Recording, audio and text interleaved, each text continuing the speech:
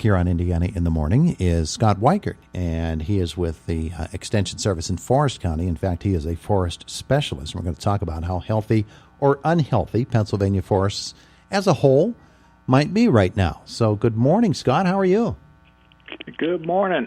I'm doing good up here in the Northwest. So it's called Forest County. Is there a specific reason for that? You got a lot of trees?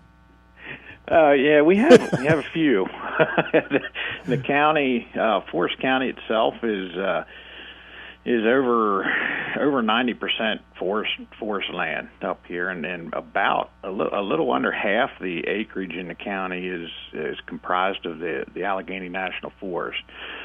So we have quite a bit of we have quite a few trees up here. Yeah. Well, if your forest is like everybody else's forest right now, there are some issues, some problems with some of our state forests, and invasive insects and other species of plants even can be a real difficult thing. And so I want to talk about that a little bit. It's been one of our themes here recently on our chats with Bob is how healthy are our forests. All you really need to do is take a look at a forest that might feature a lot of ash trees to know that there are some problems, aren't there? Yeah. The emerald ash borer has really taken a toll, particularly. It started in the western part of the state and has very rapidly really moved eastward. And I have a camp up in Tioga County where there are still, they're really getting into the heart of into the middle of the ash trees being killed by the emerald ash borer. Out here in the western part of the state where I'm at, I would say, the majority of the ash trees are pretty well dead, the bigger ones anyhow. And so there are a lot of ash trees. In fact, just speaking at our camp, just in the last year, we've had a couple ash trees come down on power lines up by our camp. And so that's a problem everywhere when these trees are dying and they're not being taken down in a timely manner, which quite frankly, it can be overwhelming with the number of dying trees. So you have power outage issues when you have storms and things like that, and let alone the loss of the resource. Baseball bats were made out of ash wood, so and they make good tool handles, axe handles, and things like that. And so, there's that loss of resource just from that's just one insect, and thank goodness they only attack ash trees and not a multitude of others. Yeah, but when you find an invasive creature such as that impacting, and the Pennsylvania ash trees were the specific kind preferred by Louisville slugger, because there's a certain quality to Pennsylvania ash that makes it a harder wood, a more dense wood than some other ash trees in other states. So that's a real devastating thing.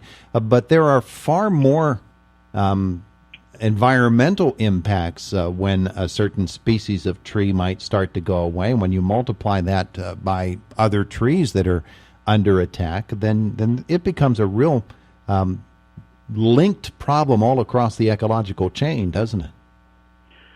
Absolutely. When you have another good example is hemlock trees. Hemlock woolly adelgid. Now it's been in the state for, I think it was first found in the 60s down in the southeastern part of the state. Hemlock's one of my favorite trees. I love fishing on a small trout stream that's just lined with hemlock trees. They provide a lot of shade for those headwater streams where we have our native brook trout. They keep the water shaded and cooled. They provide a lot of habitat, with the low branching and the dense thickets that they can create. So as we lose our hemlocks in those types of situations, it can completely change the streams. As there's less shade. and the nesting habitat for various birds and whatnot. And so, yeah, it can, these things sometimes can seem like it's not a big deal, but it's really tied to the whole ecosystem, that's developed over millions of years. Yeah. They're all tied together. Here in Indiana County, of course, the Christmas tree industry is really big. I have 250, or I had 250 Christmas trees in my side yard. And about 4 years ago, something came through and started eating them, and I've got, it ruined the entire crop. So if you're a Christmas tree farmer, and if our county, as it does, relies so much upon that Christmas tree industry, and something comes in and attacks, it's an expense to guard against that, even if you can stop whatever would attack a tree, because there are insects, there are other plants, there are all kinds of things that can harm a pine tree, a spruce tree. Here, the tree of heaven has been added to Pennsylvania's list of invasive species now. Those tree of heaven plants, they're crazy the way that they act. Yeah. And I grew up in Adams County, where I'm originally from, out not too far from Gettysburg. And my cousin and I owned some forest land down there. And it, we have some ailanthus or tree of heaven right on the edge of the property, and it's all over the neighbor's property, and it's a huge problem. It can come into a forested area. Primarily, it's going to move in a disturbed area, so maybe after a timber harvest, where it can get lots of light, the seeds can germinate, and they grow very rapidly, and they spread from the roots.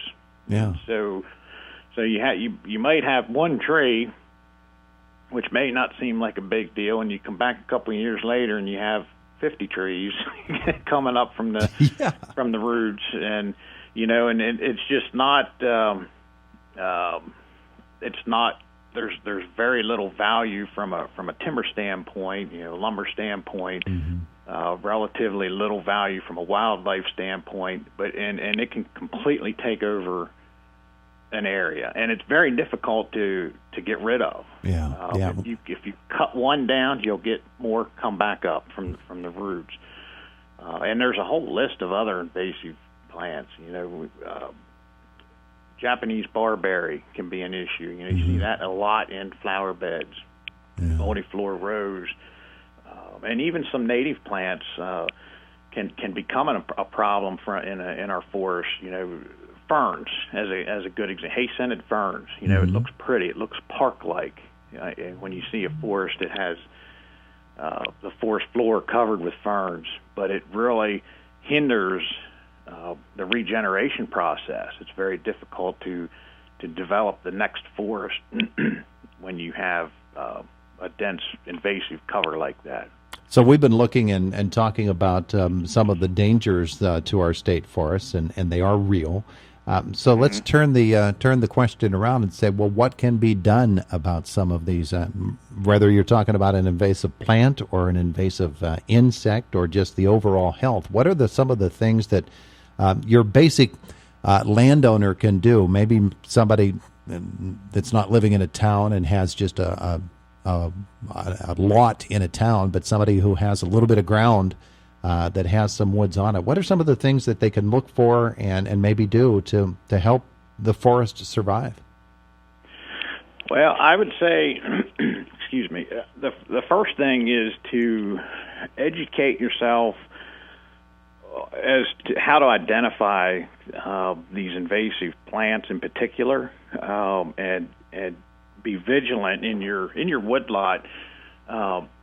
When you see one move in, if you see one barberry, for example, that happens to pop up along the edge of a logging road or something in your woods, treat it and eradicate it before it becomes a problem. It's easier to treat one or two bushes or plants than it is if you wait 5 years, you might have 100 that you have to deal with.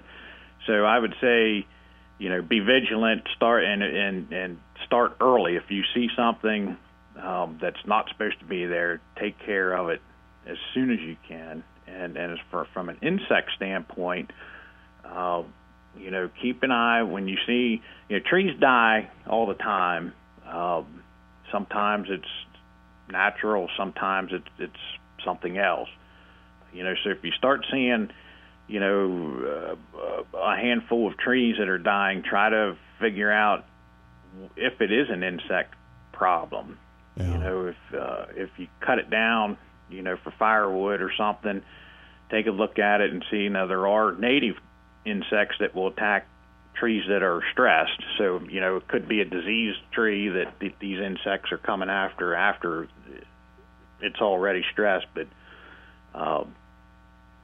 But take a look and try to find out what the issue is. And we have our plant pathology lab at Penn State and our entomology department where you can send samples up that can try to diagnose what the issue is or identify the insect that you send up. Yeah. And they'll give you treatment recommendations if it can be treated as well. I think that a lot of folks don't realize what a resource extension is, and that's one of the services that they can avail themselves of, and they just need to get in touch with their local extension agent, huh? Yes. Yep. They can. If you call your local extension office, they'll be able to walk you through that process. Some counties, like at our county, we're a small population, and so people will just have them bring the samples right to the office, and we'll mail them up. Some counties will have you mail it directly up to the labs, and they'll get you the paperwork that you need and to fill out, and it'll take a week to 2 weeks or so, but they'll get the results, and if it can be treated, they'll tell you how you can best treat it. There you go. Scott, it's been great being with you here this morning. Very informative. Thanks so much. Well, thank you. It was good to talk to you. There you go. Have a great day today. Take a walk in the woods. I will. Thanks. All right. Bye now.